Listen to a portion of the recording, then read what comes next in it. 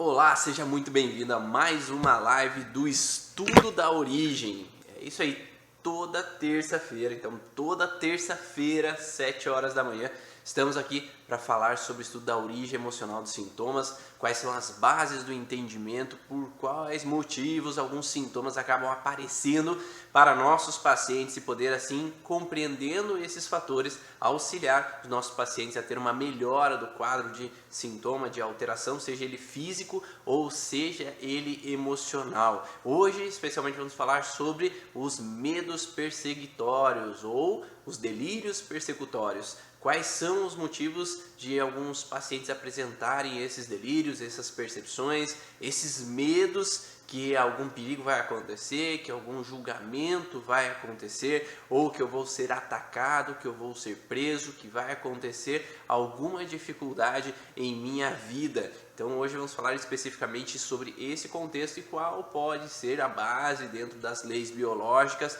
do começo desse sintoma para esse paciente. Além disso, vou dar alguns exemplos aqui do que eu já vi na prática e o que eu vi algumas pessoas falando sobre essas dificuldades no paciente e como poder auxiliar essa paciente a poder ter uma qualidade de vida melhor, poder sair então desse padrão de alterações, esse padrão conflitivo. Olá a todos, sejam bem-vindos aí quem está chegando no Instagram, quem está chegando no YouTube. Então eu vou colocar aqui o tema da live no Instagram para quem está chegando aqui no YouTube, já está ali a denominação da live.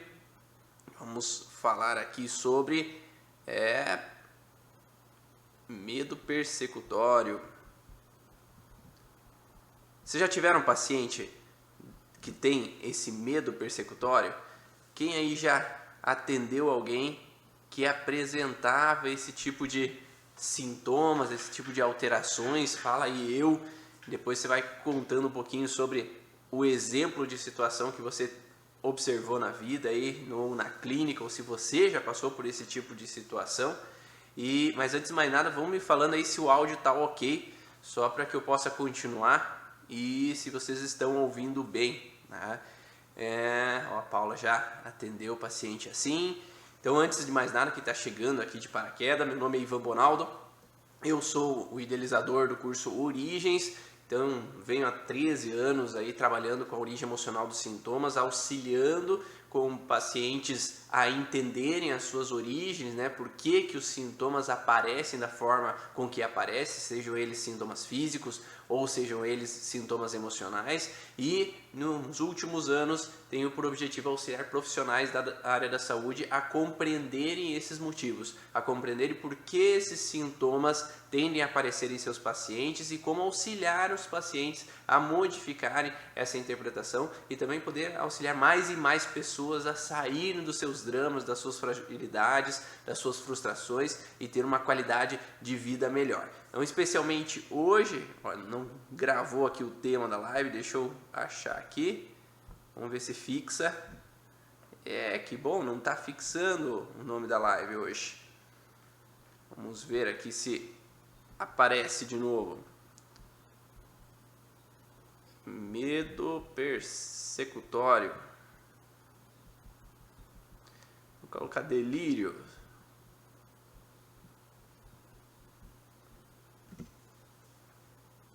Agora eu acho que foi. Então, nesse contexto, peguei aqui uma anotação para falar um pouquinho sobre o que é falado como delírio persecutório. Então, delírio persecutório são os conjuntos de condições delirantes nas quais as pessoas afetadas acreditam estar sendo perseguidas. E, especificamente, eles foram definidos como contendo dois elementos centrais. Primeiro elemento, o indivíduo pensa que o dano está ocorrendo ou vai ocorrer. Então nós temos, juntamente com um delírio ali de que um perigo vai acontecer no sentido persecutório, que eu vou ser atacado, que eu vou ser julgado, que alguém vai me fazer mal de alguma forma, seja de forma real ou seja de forma simbólica, né? Porque eu posso ter um padrão de ser atacado de forma real, onde uma pessoa vem e bate em mim, me faz algum mal de alguma forma, me machuca de alguma maneira física, ou eu posso ter um padrão simbólico, onde a pessoa pode vir até mim e agir com palavras, ou com olhares, ou com expressão facial, que é uma coisa que a gente tem falado bastante na aula do curso Origens, que é a expressão facial, onde a pessoa demonstra no olhar um julgamento, uma crítica, uma reprovação com relação ao que eu estou fazendo. Eu posso ter então de uma forma real, onde que realmente eu estou sendo atacado fisicamente,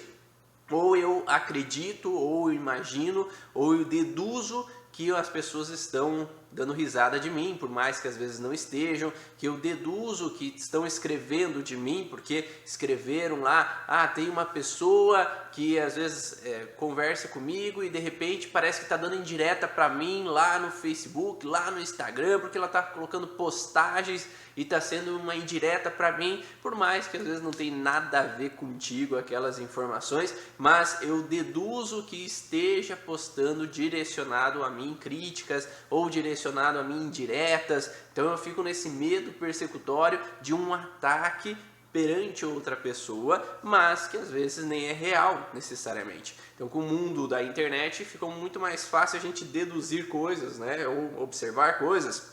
Quando alguém me manda um WhatsApp e escreve de uma forma, escreve com letras maiúsculas, ou fala alguma coisa que dá a entender alguma coisa diferente do que eu esperava que a pessoa falasse para mim, então eu deduzo alguma informação que às vezes não é o que a pessoa necessariamente quis me passar. Então eu posso ter um contexto perseguitório imaginário, de que eu imagino que a pessoa está falando de mim, ou eu tenho às vezes um contexto perseguitório real. Alguma pessoa pode realmente me atacar, alguma pessoa pode me criticar, pode falar mal de mim ali em algum determinado momento, eu não estou sendo perseguido de uma certa forma. Entretanto, vai depender muito mais da pessoa estar bem consigo mesmo para às vezes ser indiferente àquela situação, conseguir contornar aquela situação e às vezes não dar tanta importância para aquilo, ou se a pessoa às vezes não estar trabalhada dentro dela, ela pode trazer esse crítica, esse delírio de informação, esse julgamento como algo que acaba com a vida dela.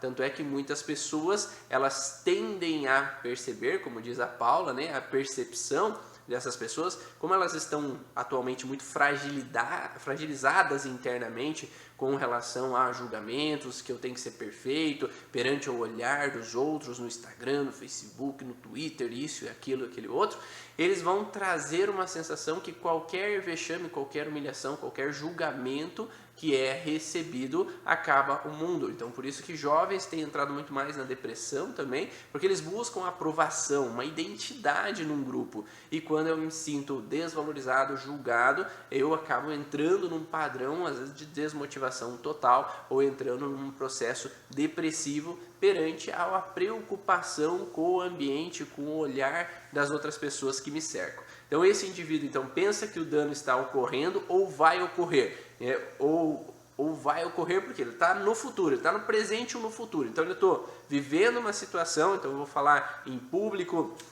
eu estou vivendo essa situação em público e eu tenho já esse medo que está acontecendo, alguém está cochichando lá, então está falando mal de mim. Às vezes alguém está olhando com a cara fechada para o lado, mas às vezes nem é comigo, às vezes está emburrado por alguma situação, o chefe chegou no trabalho e ele está bravo, reclamando, e sobrou para mim, já vi que eu devo ter feito besteira hoje, por mais que às vezes não é sua culpa, às vezes está de mau humor por alguma situação no fim de semana que aconteceu em casa, passou por alguma coisa com os filhos, passou por alguma coisa com a esposa, ou a chefe está vivendo alguma situação de preocupação financeira e acabou às vezes sobrando para ti como funcionário essa crítica, esse julgamento. Então eu acabo vivenciando uma sensação de um ataque, de olhar sobre um ataque que às vezes me faz mal, por mais que o problema às vezes nem necessariamente é meu. E é uma coisa que a gente sempre fala, de que a gente tem que dividir até que ponto o problema é meu,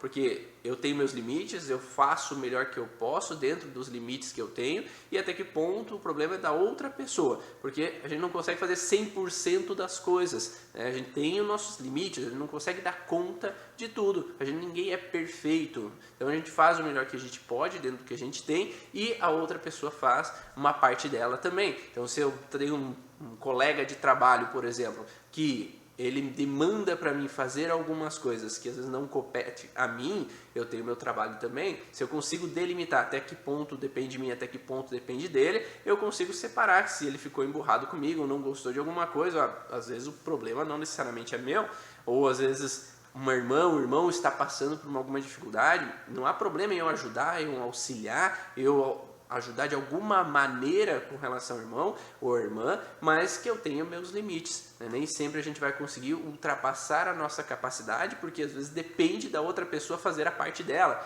Eu posso falar para minha mãe, mãe, toma esse remédio que vai ser bom para você, mas se ela não colocar o remédio na boca, eu não posso botar a goela abaixo aquele remédio, porque vai depender daquela pessoa fazer a parte dela. Ou eu não posso falar para meu pai, ó pai, faz uma caminhada que vai ser bom para você e eu ir fazer a caminhada para ele, porque depende dele fazer a parte dele. Se ele não faz a parte dele, não vai ser eu que vou conseguir resolver o problema da outra pessoa. Então é saber que eu tenho meus limites de capacidade, eu posso fazer o melhor que eu posso, mas depende da outra pessoa fazer a parte dela também. Então, se eu vivo essa sensação de autocrítica interna, eu acabo tendo a intenção de fazer além do que eu posso. E aí, se eu tento fazer além do que eu posso e não consigo, e aí eu vejo que alguém não se satisfez, alguém às vezes não gostou, então eu te reuni a família e aí eu tenho duas filhas, um filho, e eu tenho o esposo ou a esposa, e aí eu convido todo mundo para um jantar. E aí, se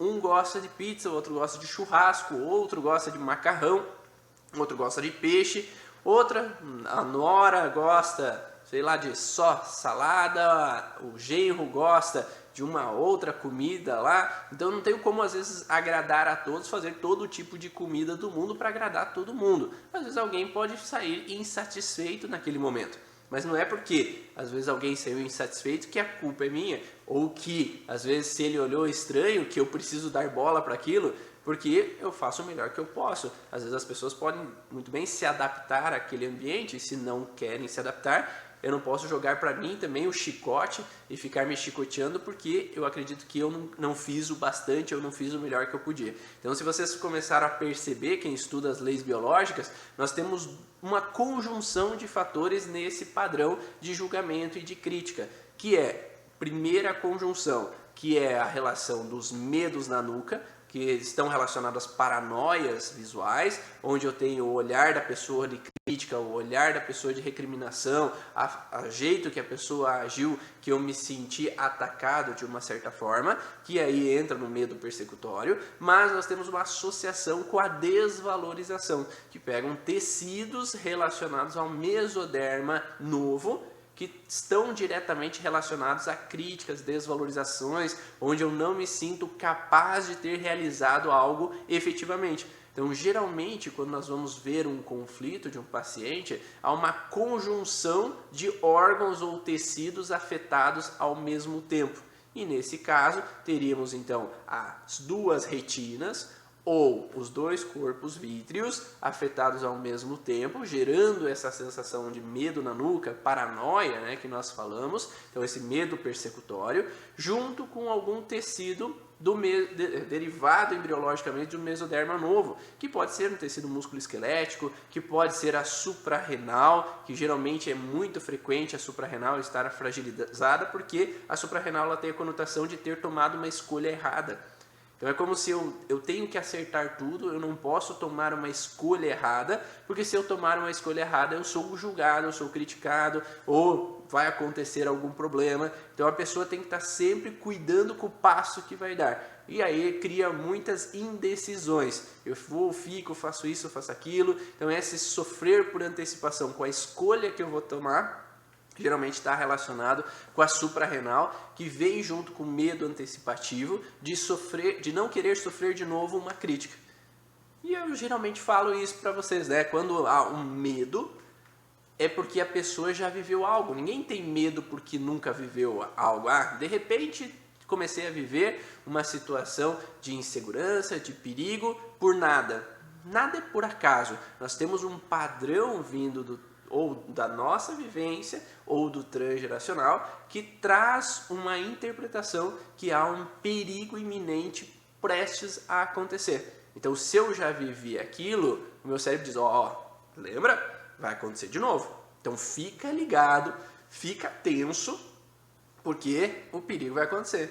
Então, é aquelas pessoas que acabam entrando num padrão de estar sempre alerta olhando para todos os lados, eu tenho que estar de prontidão, porque uma ameaça, um perigo está prestes a acontecer. E se eu relaxar, eu vou cair no perigo.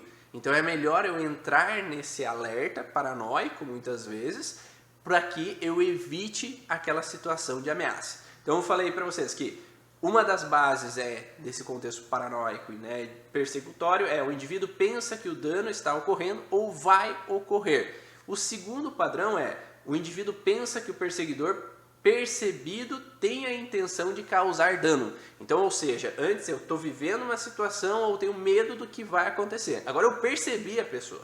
Então eu percebi, eu estou andando na rua e tem uma pessoa ali me olhando e tem aquela pessoa que vai me atacar ou ela vai me assaltar, ou aquele carro que está vindo, ele é suspeito, ele está chegando muito próximo a mim, ou aquela pessoa no escritório, ela não gosta de mim, eu tenho certeza que ela vai me fazer algum mal, eu tenho que ficar me cuidando porque aquela pessoa vai me atacar, não, minha sogra ela não vai com a minha cara, eu tenho que ficar cuidando porque ela vai fazer algum mal contra mim, ela vai fazer alguma fofoca que vai fazer com que seja apunhalado pelas costas, vai dar um problema, vai me roubar meu esposo ou minha esposa de mim, eu tenho que ficar alerta com essa pessoa. E muitas vezes, como diz a Paula, o medo acaba se tornando realidade, porque de tanto eu entrar nesse processo de alerta, de preocupação, de medo com relação a uma pessoa específica, o que eu tendo a fazer? Se eu tenho muito incômodo aquela pessoa específica, eu vou fazer com que eu olhe de forma diferente aquela pessoa. Então vamos dizer que eu tenho uma pessoa no trabalho que não me cheira bem, eu estou de olho naquela pessoa, ela vai me atacar, ela vai apunhalar pelas costas, ela vai roubar o dinheiro da empresa, eu tenho que ficar de olho, eu tenho que ficar de olho. E o fato de eu ter que ficar alerta com aquela pessoa vai ter uma tendência que ela também vá perceber que eu tenho um olhar contra ela. Porque se eu fico só olhando, se eu fico num olhar de crítica com aquela pessoa, ela vai perceber que tem alguma coisa de errado. Eu não sei porquê, mas parece que aquela outra pessoa não gosta de mim. Aquela pessoa vai olhar para mim com um olhar de, sem entender nada, o porquê que eu encaro aquela pessoa, porquê que eu viro o olho para aquela pessoa, porquê que eu não cumprimento normalmente aquela pessoa. Eu já ouvi uma história de uma vez que uma mulher, que era uma superintendente de uma empresa, ela tinha uma subordinada que ela tinha uma dificuldade de se relacionar com aquela subordinada. E aquela subordinada, por um acaso, tinha o mesmo nome do que a madrasta dessa superintendente. Então ela associou no inconsciente uma informação de uma madrasta incômoda, de uma madrasta que julgava, uma madrasta que criticava, que fazia ali mal de alguma maneira, e associando o nome com essa funcionária, ela criou uma birra com a funcionária. Então às vezes a funcionária não entendia nada, nem sabia o porquê que a superintendente dela não gostava dela, que estava sempre armada com ela. Mas a superintendente também, sem entender esse porquê, ao ela ir se trabalhar com relação ao contexto relacionado ao porquê que ela tinha esse bloqueio com essa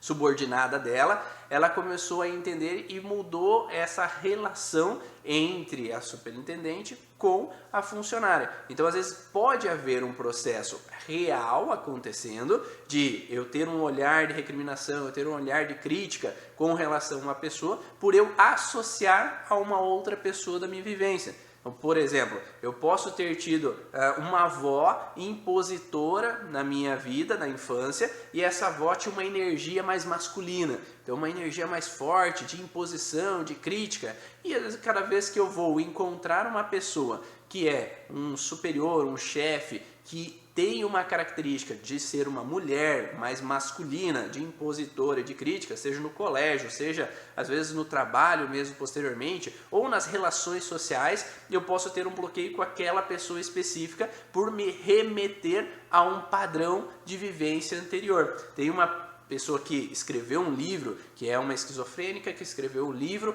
colocando os relatos de vivência dela, ela escreve assim: sempre há um elemento de verdade escondido em algum lugar de um trauma paranoico. Roberta Penny. Então, Roberta ela coloca que então sempre há um elemento de verdade escondido na paranoia. O que é esse elemento de verdade? Esse elemento persecutório com relação a uma mulher que tem uma energia masculina, ela nos dá a entender que alguma coisa já aconteceu nesse princípio. E aí faz com que nós, como terapeutas, possamos nos direcionar aonde está a base desse processo conflitivo. Então, seja ele de forma real ou simbólico. Então, se às vezes eu entro num processo de projeção, como diz a Manu ali, eu tenho dificuldade com homens impositores. E se esses homens impositores, eu sinto que eles estão sempre me atacando, que eles sempre querem puxar meu tapete, não deixam eu crescer profissionalmente, eu posso ter um bloqueio com relação a essas pessoas, seja de uma forma mania ou depressiva também, porque eu posso ter uma mania de querer atacar, confrontar eles, reagir contra eles, porque já que eles estão contra mim, eu vou contra eles também, ou de uma maneira depressiva, que perante a eles eu me calo, eu me fecho, eu não consigo expressar minhas necessidades, eu não consigo falar o que eu preciso numa reunião, então eu me calo, fico mais introspectivo. Eu posso oscilar também numa bipolaridade com relação a esses homens agressivos.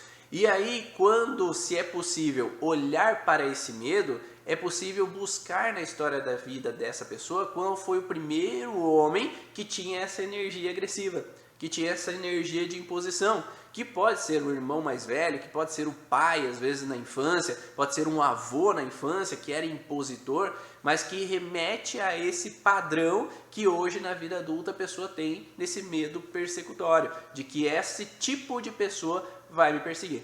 Por isso que é importante, quando tem um paciente com esse padrão de medos persecutórios, é entender ao que ele tem medo, a que tipo de situações ele tem medo. Será que ele tem medo de traição?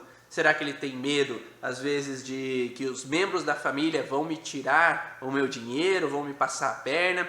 Será que tenho medo de ser roubado? Que as pessoas estão dando risada de mim? Que irão julgar na minha fala ou a minha escrita em algum determinado momento? Ou eu tenho medo de fiscais, da polícia, ou que alguém venha me cobrar alguma coisa em casa, ou eu tenho medo de ET, eu tenho medo de fantasma. Do que é a minha preocupação persecutória? Será que eu tenho medo de micro-organismos, micróbios que possam, às vezes, estar no ambiente, eu tenho que ficar lavando a mão o tempo inteiro, lavando o corpo o tempo inteiro, porque eu tenho medo dos micróbios, né? Então eu posso ter um medo persecutório ou de alguém ou de algo. Então não necessariamente tem que ser de pessoas, mas eu posso ter medo que algo vai chegar, que um fantasma vai chegar. Eu tenho medo que os micróbios vão me atacar, que os vírus vão me atacar e eu vou sofrer um risco à minha vida. Então não deixa de ser um medo persecutório ao desconhecido, ao que eu não conheço, porque você já viu o vírus? Se eu não vi, eu não sei como é, então é o medo do desconhecido. Eu não vi às vezes um fantasma, mas eu tenho medo que possa ter um. Então, como que pode ser? Eu posso ser atacado? O que ele pode me fazer? Então, eu posso ter um medo persecutório, um medo antecipativo relacionado a algo que eu desconheço, mas que eu tenho medo do que pode acontecer. Eu posso ter um medo de um ET, às vezes eu não conheço, mas eu tenho medo que eles possam chegar aqui e me fazer mal de alguma forma. Existe um momento na história da vida dessa pessoa em que houve necessidade de agir diferente. Devido a um padrão conflitivo, né, a Paula coloca ali, né, devido a um padrão conflitivo, antes eu estava bem, eu estava relaxado, eu não tinha problema nenhum com as situações que estavam acontecendo, mas agora houve um episódio específico que deixou uma marca que fez com que nesse momento específico eu tenho que entrar num padrão de alerta. Então, às vezes eu posso estar tranquilo no ambiente social, mas quando eu estou lá no trabalho com aquele chefe, com a energia mais masculina de imposição, de confrontamento, eu fico armado, fico alerta, porque vai sobrar para mim, porque ele vai me atacar, ele não gosta de mim, ele está com um problema especificamente comigo. Eu posso ter uma relação de estar, às vezes, no trabalho bem, estou em casa bem, mas se eu saio numa festa com meu esposo ou minha esposa, eu fico alerta com relação aos homens ou às mulheres que possam olhar para ele ou para ela e possam, às vezes, me tomar o que é meu. Então, especificamente, eu tenho um ponto de alerta persecutório que às vezes nem faz tanto sentido, mas baseado em histórias que eu já vivi, eu posso ter medo de repetir aquele padrão. Eu posso, às vezes, muito bem, na adolescência, ter um relacionamento e, de repente, terminou em numa festa que eu fui, na outra vez que eu já estava sem essa pessoa, eu vi ela com uma outra pessoa, eu vi ela com outro namorado, ou com outra namorada, ou ficando com uma outra pessoa, e aí eu posso entrar, então, no alerta de que me tomaram o que é meu. O que era meu era aquela parceira, o que é meu aquele parceiro, e agora ele está com outra pessoa. Então isso pode deixar uma marca no inconsciente desse medo de que me tomem o que é meu de mim, que é um relacionamento. E aí, se eu estou num novo relacionamento, 15 anos depois, 20 anos depois, 30 anos depois, e agora eu vou para uma festa com esse parceiro, com essa parceira, eu posso linkar no inconsciente o que já aconteceu com esse medo que pode acontecer de novo. Então, se algum homem olha para a mulher, ou se uma mulher olha para o meu homem, eu posso ligar um alerta de ciúmes, porque eu tenho que cuidar do que é meu. Então é um medo antecipativo, que nós chamamos de medo na nuca, que é um medo antecipativo do que pode ser que vai acontecer, por mais que às vezes não vai acontecer. Mas porque já aconteceu, pode ser que vai acontecer de novo. Então eu crio uma tensão sobre aquele ambiente específico que me remete a um padrão conflitivo. Então aqui nós estamos falando desse medo na nuca, que dentro das leis biológicas se relaciona principalmente a conflitos com a retina e o corpo vítreo. Os conflitos de retina e o corpo vítreo, eles estão relacionados com um perigo que cai sobre mim. É um perigo que chegou de repente, é um perigo onde eu não vi algo chegando, ou algo insuportável que eu vi e talvez não queria ter visto aquela cena. Então essa relação de um perigo que chegou de repente, um perigo que cai sobre mim de repente eu não vi esse perigo chegando, remete a uma sensação para o cérebro que eu tenho que melhorar a minha capacidade visual para eu ver o perigo antes que ele aconteça novamente. Então faz esse medo antecipativo entrar numa relação de alerta.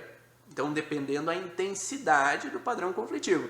Se é um pequeno padrão conflitivo, eu posso ter, às vezes, simplesmente um incômodo com relação a pessoas que me olham, às vezes, de alguma forma, ou que possam dar risada de mim. Eu tenho uma insegurançazinha com relação a falar em público. Eu tenho uma preocupação com o dia de amanhã, ou que eu tenho uma insegurança em algumas situações do dia a dia. Agora, quanto à massa do conflito, ou a intensidade do conflito é muito mais intensa, eu vou ter uma tendência a ir gradativamente piorando esse processo para um momento onde que eu tenho que fechar janelas e portas várias vezes em casa, porque pode alguém entrar, que eu posso às vezes me cobrir com as cobertas, porque eu não veja o perigo chegando de repente em casa, como às vezes um fantasma, ou que algo possa chegar, ou eu posso não atender o telefone, porque eu acho que alguém vai vir gerar uma cobrança financeira de mim, então é melhor eu não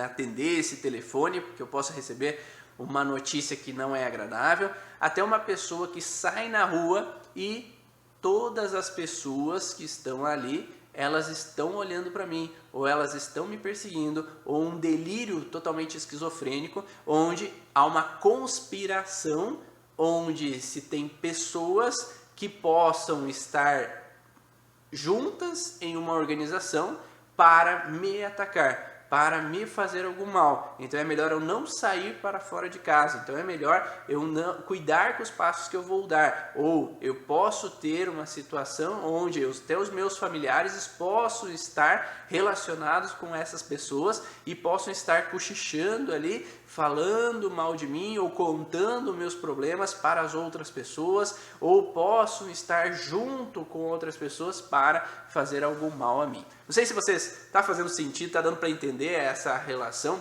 Então esse medo antecipativo, né, ele está diretamente relacionado a um conflito de retina, só que não é um conflito de um lado só. Ele tem que ter as duas retinas fragilizadas ao mesmo tempo, os dois corpos vítreos do olho fragilizados ao mesmo tempo, que estão relacionados a um tecido derivado do ectoderma, essa região específica, e ela vai trazer essa relação de ver o perigo antes que ele aconteça. Então eu posso tentar antecipar todo e qualquer problema para que eu não seja pego de surpresa. Não sei se já tiveram alguma situação de pequeno grau ou grande grau sobre esse tipo de sentimento. Esse sentimento é mais comum do que imaginamos. É verdade, Paulo. E muitos de nós passamos por situações desde crianças, de sermos pegos de surpresa por alguma situação, de não ter visto um perigo chegando, não ter antecipado uma briga dos nossos pais, então aquela briga caiu sobre mim e eu não vi o que estava acontecendo, eu não entendi o que estava acontecendo, ou de repente me seguraram e me deram uma agulhada de uma vacina e eu não entendi o que estava acontecendo, ou fui levado para uma hospitalização para fazer uma cirurgia, eu não sabia como criança o que poderia estar acontecendo. Então esse perigo que cai sobre mim, perigo que alguém pode me fazer algum mal, pode ser de diferentes maneiras, como eu tive uma paciente uma certa vez que devido ao parto dela, quando ela foi nascer, houve então um medo de morte ali naquele ambiente do parto, e o que ficou gravado para essa paciente é que o médico fez uma cirurgia, fez uma cesárea e retirou ela de dentro do útero da mãe e levou para longe da mãe. E no cérebro dela o que ficou instalado para uma criança? A criança, ela não entende muita coisa, né? Um bebezinho, um feto, não tem muitos conhecimentos, ele está simplesmente no mundo dele, dentro do útero, e aquele é o único mundo que ela conhece. Então esse é o mundo que eu tenho. Se esse é o meu lugar, a minha casa, e de repente alguém de supetão abre a minha barriga, abre a barriga da minha mãe e arranca eu de dentro da minha mãe, eu estou me sentindo que estão me levando embora, estão me levando longe de algum lugar, e que representa essa relação de ameaça ou de perigo. Nesse sentido, para aquela menina, por algum motivo, é um medo na nuca, porque é um medo desconhecido, eu não sei o que é, eu não sei o que está acontecendo, o que vão fazer comigo. E isso, o cérebro pode associar simbolicamente ao que eu conheço. A gente só relaciona algo com o que a gente já conhece, né? Então, quando ela começou a estudar, começou a ver alguns filmes, ela começou a relacionar algo com os ETs. Então, ela começou a ver ET que vinha lá de outro planeta e abduzia pessoas aqui na Terra. Então o cérebro dela associou aquela informação do que ela tinha vivido com o que ela viu imaginariamente ou viu virtualmente na televisão, e ela associou inconscientemente, não é consciente, né? Ela associou inconscientemente que o médico, que ela não sabia quem era, então alguém que eu não sei quem é, então é como se ela deduziu o ET, foi dentro da minha terra, do meu mundo, que era a barriga da minha mãe, e me arrancou de lá de dentro. Então ela tinha medo de ser abduzida, porque o inconsciente relacionou a vivência dela. Então havia um medo imaginário de que eu poderia ser perseguida ou abduzida novamente, porque eu só tenho medo do que eu já vivi. Então eu tive um medo de ser arrancada simbolicamente da minha casa e levada para outro mundo. E ali ela associou a representação de que medo que eu estou aqui no meu mundo e que eu seja arrancada desse mundo de novo por um ET, por alguém que eu não conheço, por alguém que eu não sei quem é. Né? Então ela não conhecia o médico, ela não sabia quem era, então ela tinha uma representação de insegurança nesse sentido inconsciente. Esse medo persecutório pode estar relacionado com a miopia, sim, principalmente relacionado com a miopia, porque a miopia ela tem uma alteração nessa região da retina. E quando tem a miopia bilateral, há uma tendência maior de termos esse medo persecutório, principalmente porque míopes às vezes não gostam que pessoas fiquem atrás deles, porque assim eu não estou vendo, eu não sei o que possam fazer, então eu tenho que estar vendo tudo, porque enquanto eu vejo tudo, eu estou seguro. Se eu vou num restaurante e sento no meio do restaurante e as pessoas ficam passando atrás de mim, eu posso ficar incomodado, mais tenso na região de trapézios, ou se eu sou míope e estudo no colégio e sento no meio, na frente, às vezes pode ter alguns desconfortos, porque eu não sei o que as pessoas estão fazendo atrás de mim. Às vezes o míope tem uma tendência de sentar ou lá atrás, ou sentar na lateral da sala e virar a cadeira, porque assim eu estou olhando para todos e assim eu me sinto mais relaxado, eu sinto mais tranquilo, ou hipermetropia, né? Da mesma forma. Então eu posso ter essa relação de medo que um perigo me chegue de repente, e aí eu tenho que estar ligado com relação a essas situações. Irmãos mais velhos causam muitos medos para os irmãos mais novos, brincadeiras de mau gosto, ou mesmo avós, né, que podem relacionar, ó, não vai lá fora porque o homem do saco vai chegar e vai te levar. E às vezes essa criança pode ficar com uma informação que é criada, né, imaginária, de que alguém pode me pegar e me levar. Alguém pode me pegar e me arrancar de perto dos meus pais. Ou eu não vou lá porque tem um lobisomem, eu não vou lá porque tem tal, aquele outro que o pai e a mãe falaram, o vô e a avó contaram que existiam esse bicho, que existiam esse fantasma. Então não vá lá porque tem isso ou aquilo, e aquela criança pode ficar com esse medo que pode ser imaginário, porque não é algo real, mas de tanto assustarem, coloca uma crença dentro da cabeça dessa criança que existe um perigo persecutório ali naquele momento.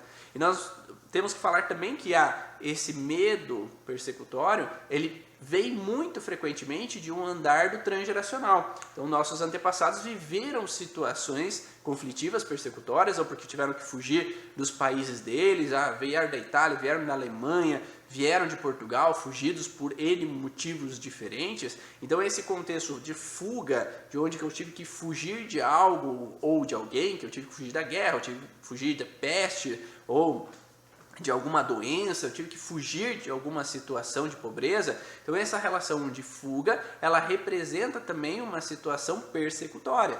E se nós trazemos no nosso DNA essa informação persecutória, nós vamos ter uma tendência que quando reativarmos ou despertarmos um padrão parecido daquilo na história da minha família, eu posso ativar a minha insegurança. Eu já falei em alguns vídeos que eu tinha alguns bisavós da Itália e eles passaram por contextos persecutórios lá na Itália. E aí, quando vieram para o Brasil, tiveram suas crisezinhas, suas situações, e aí me instala uma informação no DNA que eu tenho que estar alerta porque um perigo pode acontecer comigo também. Então eu falo que o medo não necessariamente é o vivido por mim, mas pode ser vivido pelos meus ancestrais. Então se eles viveram esse medo persecutório, eu posso ter lá no meu DNA uma informaçãozinha. Ela está desligada por hora. Ela está desligada, está lá latente, mas basta eu viver uma situaçãozinha que ele desperta um alerta. Então eu já falei que aos 8 anos de idade eu passei por uma perseguição de rua, onde um menino veio atrás de mim e queria brigar comigo no meio da rua. Então eu tive que correr. Então naquele momento eu disparo, acende uma luzinha com relação àquilo que foi já vivido nos meus ancestrais, e ali começa a ser instalado um alerta para mim desse medo persecutório. Esse medo persecutório, eu fico num alerta de perigo de ser atacado na rua. Então quando eu estou na rua, eu tenho que olhar, eu tenho que ficar encucado, porque alguma coisa pode acontecer. Então eu lembro de histórias às vezes da adolescência, que eu ia sair com umas amigas minhas e elas, fiasquentas que eram, né? Vocês sabem o que é fiasquento, mas fazem escândalo, gritam, fazem bagunça e às vezes mexiam com pessoas que às vezes estavam bêbadas lá do outro lado da rua, ou que não estavam, que de uma certa forma não estavam no seu estado normal. E isso fazia com que eu ficasse no alerta, porque com o meu medo persecutório, eu tinha um alerta que aquela pessoa do outro lado da rua vai vir até nós e vai fazer algum mal a nós. E elas não estavam nem aí com isso, porque elas não tinham na herança familiar o medo persecutório, ou elas não tinham vivido na vida delas o medo persecutório. Então nem todo mundo tem o alerta, tem o medo que algo vai acontecer. Tem pessoas que podem andar no meio lá de alguma cidade que tem vários riscos de assalto, com o celular na mão, com a carteira ali solta e não está nem aí, não está se preocupando que vai ser assaltado ou não. Mas quem já viveu a situação ou traz um alerta persecutório, ele tem uma tendência de colocar a mão nos bolsos para ver se a carteira está sempre lá, o celular está sempre lá, colocar em um lugar bem escondido para que ninguém possa saber que possa estar lá, que ele possa ninguém conseguir tirar daquele lugar aquele celular, aquele dinheiro. Então eu posso trazer alguns lugares na minha calça como bolsos estratégicos para evitar que as pessoas saibam que ali tem um lugar onde é que está meu dinheiro, ou ter sempre uma reservinha lá naquele lugar escondido para quê? ninguém possa saber onde é que está, para que eu possa, então, às vezes, evitar se roubarem pelo menos um dinheiro, eu tenho uma reserva ali escondida que eu posso pegar o ônibus para voltar para casa. Então, quem nunca passou por perigo não tem o medo de que vai acontecer. Então, às vezes, está vivendo normalmente sem dar bola para isso ou para aquilo. Então, quando a pessoa tem um alerta, já sabe que o perigo pode acontecer, fica num alerta maior de desconfiança. E o mesmo acontece com esse contexto persecutório de uma traição. Se eu tive históricos familiares dos meus pais, dos meus avós, com traição de homem ou de mulher, eu posso trazer para mim um alerta com relação ao perigo de eu viver a mesma história. Então eu fico de prontidão, eu fico num alerta e qualquer olhar que eu vejo com desconfiança, eu ligo aquele alerta e eu já entro num padrão de prontidão. Que, de novo, lembra que eu falei que o medo antecipativo, o medo na nuca, esse medo persecutório, ele geralmente está associado com outros órgãos e outros tecidos. Que pode ser antes o medo de julgamento, que eu falei anteriormente, aqui pode ser o medo de que me tomem o que é meu. Então isso pode atingir tanto a parte hormonal masculina ou feminina, né, que é a perca de território. Então nesse córtex cerebral na região hormônio dependente territorial. Então nós vamos ter um medo de um território que pode pegar laringe ou brônquios, pode ter uma relação de artéria ou veia coronária, hormônios sexuais masculinos ou femininos. A gente pode ter alterações de vesícula ou reto do intestino, que pode gerar até uma irritabilidade com relação à ameaça iminente de que podem tomar o que é meu. E nesse perigo iminente do que podem tomar o que é meu, junto com esse medo na nuca, eu tenho uma conjunção de duas constelações cerebrais ao mesmo tempo.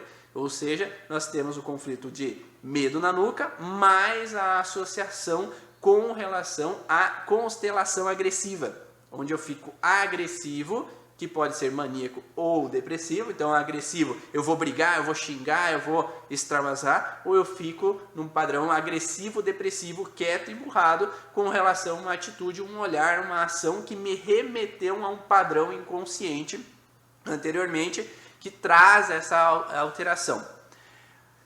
A menstruação fora do período pode gerar um perigo persecutório, principalmente se alguma mulher nos antepassados viveu uma situação de ter engravidado antes do casamento e ser julgada, um homem ter engravidado fora do casamento e ser julgado, criticado. Então uma mulher que houve essa vivência de um filho fora do casamento ou um filho antes do casamento, não veio a menstruação e foi julgada, foi recriminada, sofreu perseguição, quando essa descendente ela possa ter esse padrão parecido de um medo de engravidar, aos 17 anos teve relação sexual e atrasou a menstruação, ou aconteceu alguma situação e eu usei pílula no dia seguinte, então eu já fico no medo paranoico que pode repetir aquela história inconscientemente. Ela não tem consciência às vezes que a antepassada viveu esse filho antes do casamento, mas ela tem o inconsciente acendendo um alerta desse medo persecutório. O que meu pai vai achar? Vai me jogar para fora de casa,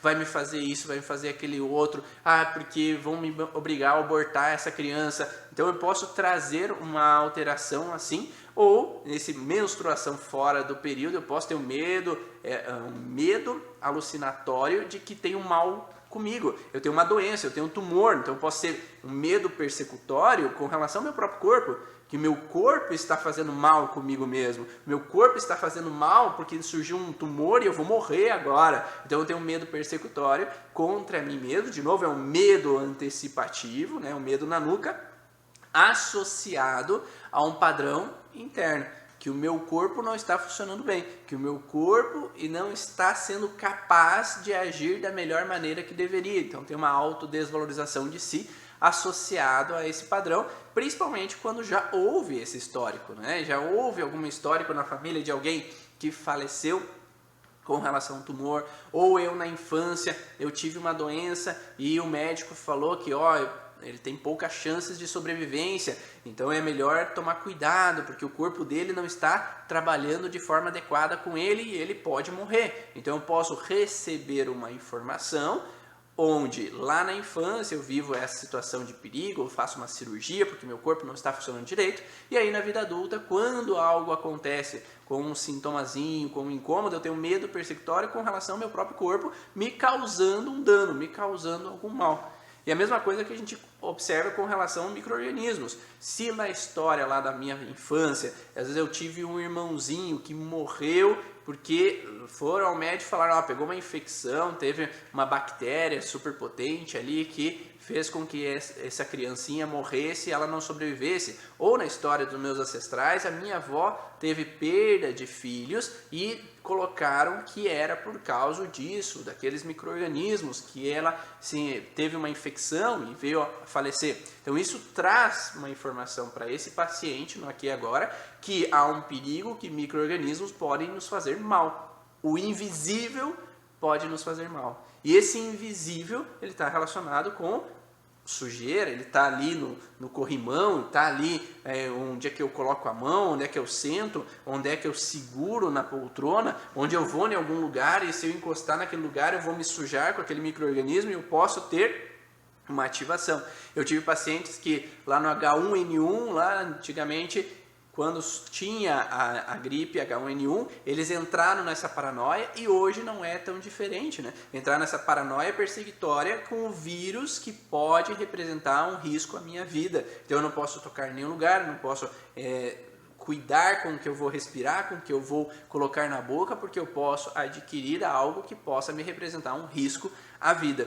Então esse risco à vida, daí vamos à associação de novo, medo antecipatório, com relação a um tecido sensorial de contato com relação ao local, que me é uma representação de sujo, né? Então eu posso ter um conflito sensorial com as mãos e eu posso entrar num contexto de alvéolos pulmonares que estão relacionados à morte está iminente. O perigo está iminente, a morte me ronda e eu posso vir a falecer devido a essa situação. Então é uma conjunção desses sentidos que fazem com que entre nessa alteração. E tem um outro padrão, né, para finalizar um contexto de esse medo persecutório, às vezes existem contextos de crianças que elas trazem um medo do desconhecido baseado no contexto do que ela vivencia. Então ela tem um medo persecutório de algo que possa chegar de repente fazer mal a ela, porque ela desconhece o que está acontecendo em casa. Então ela presencia o pai e a mãe estressados, presencia o pai e a mãe numa guerra fria, presencia o pai e a mãe quietos, um no canto dele e outro no outro.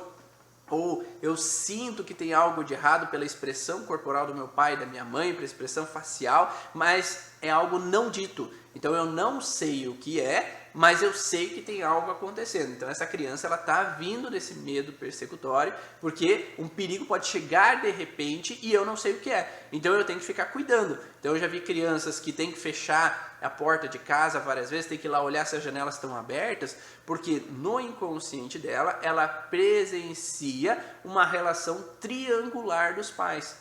E o que é uma relação triangular? Existe o pai e a mãe, mas existe uma mulher de fora, ou existe um homem de fora que pode chegar e invadir esse território. Então, no inconsciente dessa criança, ela tem uma representação que ela tem que fechar as portas para ninguém poder entrar de fora, que pode ser um assaltante, que pode ser um fantasma no imaginário dessa criança. Mas ela traz uma interpretação do inconsciente dos pais, do inconsciente coletivo de casa, que existe uma terceira pessoa que pode invadir aquela casa e causar algum perigo naquela situação.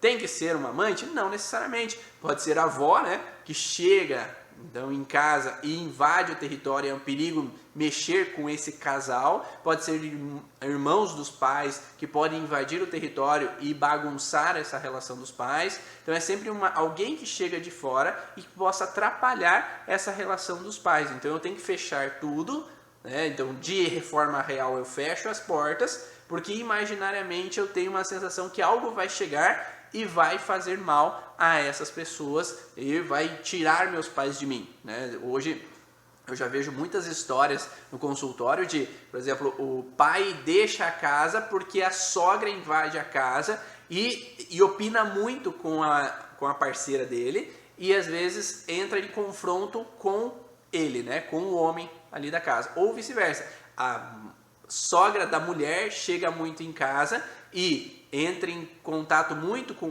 o homem, né, da casa e confronta muito essa mulher vai embora de casa. Então aquela criança, ela tem que ficar nesse alerta porque há um invasor que adentra o meu território e que pode tomar o que é meu, que pode fazer com que a mãe vá embora. Então isso pode ter uma representação da história ancestral, né? De às vezes mulheres que acolheram a sua mãe porque o pai morreu, acolhem a sua mãe, e essa mulher era mais ríspida, era mais agressiva, queria que as coisas funcionassem do jeito dela, e aquele homem da casa, ele tende a se afastar, ele tende a se ausentar, né? E esse homem que se ausenta, para as crianças, meu pai está indo embora, meu pai está se ausentando, ele não fica tanto em casa quanto antes, não está brincando mais comigo, mas o que está acontecendo diferente? Então uma pessoa entrou na casa e o meu pai se afastou.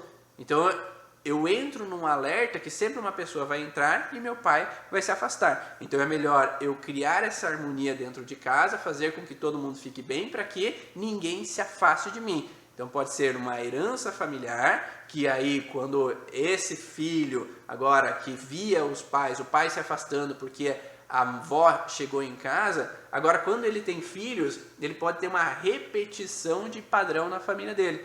Que cada vez que a sogra chega em casa, essa criança, que era anteriormente criança, agora é um adulto, ele se afasta dos filhos. E os filhos repetem a história de alguma coisa está acontecendo, alguém invade a casa e o meu pai se afasta de mim. Então eu fico nesse medo de sempre algum invasor real ou algum invasor imaginário ou simbólico para aquela criança. Não sei se está fazendo sentido, está dando para entender, mas existem várias nuances que podem ser de algo intenso, real que está acontecendo, algo simbólico na cabeça daquela pessoa, mas esse simbólico é uma reativação de algo que foi vivido na história da família ou vivido na infância. Então eu posso simbolicamente ter medo de algo, de um fantasma que pode chegar, de alguém, um assaltante que pode ser que possa invadir minha casa, que eu estou simbolizando isso de alguma forma, imaginando isso de alguma forma, por mais que não está acontecendo nada. Mas em algum momento houve uma representação de algo parecido a isso que aconteceu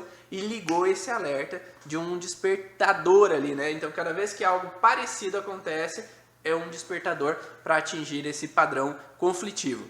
E aí esse despertador, ele pode ser ativado das mais diferentes situações possíveis. Desde que o pai e a mãe se afastarem um pouquinho, aquela criança já ali, estão se afastando, alguém está invadindo o território.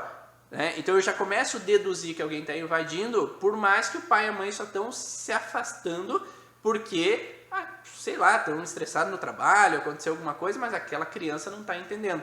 Então ela acaba ficando com uma paranoia na cabeça e aí ligando esse alerta antecipatório, né? Então, como a gente trabalha com esses pacientes? Então, é importante que, se é num grande grau de delírio, de esquizofrenia, é importante ter um trabalho, se você não é psicólogo, se você não é psiquiatra, ter um trabalho em associação com um psiquiatra, um psicólogo. A gente não pode colocar a mão ali, porque eu sou terapeuta ou porque eu trabalho com a origem emocional dos sintomas. Não, né? A gente vai trabalhar associado, porque não é um sintoma tranquilo. É um sintoma que requer a necessidade, às vezes, de um acompanhamento medicamentoso, de um trabalho psicoterapeuta, de alguém que tem entendimento a fundo sobre essa questão. Então nós vamos ter um trabalho complementar em associação com outras metodologias. Quando é possível trabalhar então em associação, tende o resultado ser muito mais rápido e muito mais eficiente. Quando é um grau mais leve, às vezes você tem um paciente que foi atender por causa de um problema no estômago ou problema de uma dor de cabeça e você percebe nos relatos dele que tem esse medo persecutório de leve, é possível agora você trabalhar aquela questão de leve, ok, a gente vai trabalhar. Quando é mais intenso, tome sempre cuidado de ter esse acompanhamento psiquiátrico e o acompanhamento psicológico associado. Então a gente vai, o primeiro passo é reconhecer o que está fazendo mal àquele paciente. E o que é o reconhecer? Como eu falei, se eu tenho medo de algo, e esse medo de algo está associado a algo. Então vamos afunilar essa pergunta. E a pesquisa é, você tem medo do quê? De sair na rua. E isso não me diz nada, né? Então pode acontecer milhares de coisas ao sair da rua. Eu posso sair na rua e acontecer um acidente, eu posso sair na rua e virar o pé, eu posso sair na rua e alguma pessoa me olhar, eu posso sair na rua e ser assaltado. Qual é o teu medo? Né? Eu tenho medo de sair na rua e que alguma pessoa pode me fazer mal. Tá? Fazer mal de que forma? Né? Vamos afunilar mais ainda.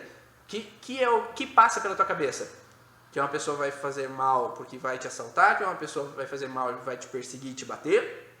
Uma pessoa vai fazer mal porque ela vai te abusar, te estuprar, né? Então você vai afunilando para observar qual é o padrão específico do medo desse paciente. Porque se você vai muito generalizado, você não tem direção. E se você não tem direção nessa pesquisa, aí o resultado não é eficiente. Então é importantíssimo ter um direcionamento específico para que você seja mais pontual e ter resultados mais rápidos no atendimento. Então, quando é possível afunilar, e aí colocou todas as regras, né? Então, colocou medo, afunilou o medo e chegou ao X da questão. Então, eu tenho medo do escuro porque um fantasma pode chegar ali. Eu tenho medo do escuro porque um assaltante pode chegar ali. Eu tenho medo do escuro porque eu não vou ver se meu pai ou minha mãe me chamarem porque eles estão passando mal. Então, qual é o medo específico que está relacionado àquele escuro? Então, esse medo perseguitório afunilado, você consegue relacionar ao que você já viveu alguma situação parecida com isso na tua vida anteriormente? Será que já teve algum histórico lá no teu passado que representa essa situação específica que você está vivendo no hoje?